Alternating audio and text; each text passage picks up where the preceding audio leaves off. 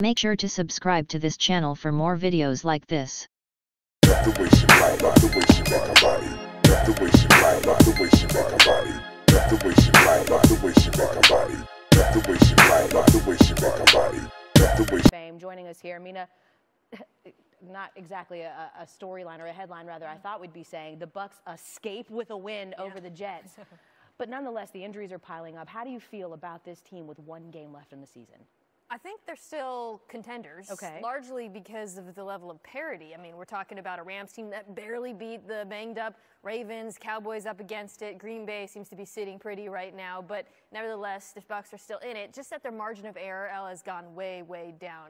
First, offensively, losing Antonio Brown, whatever you think about him off the field, the production off the field was very important to this team after losing Chris Godwin.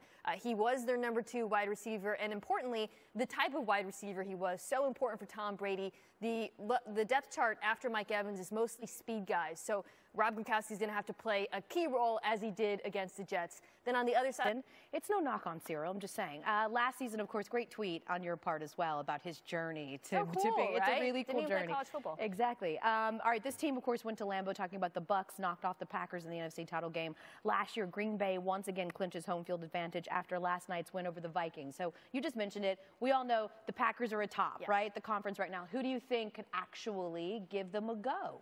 So I think Dallas, specifically because of the way you phrased the question, which is threat to the Packers. Got it. I think this team in particular, when you're looking at the playoffs, which are of course all about in the NFC, it's Dallas's that I think could give them trouble. An incredibly balanced Dallas team. That's something they certainly have been missing the last couple of years. Mina joining us here on SportsCenter to break down week 18 now. We're finally here. It happened. And again, we made it.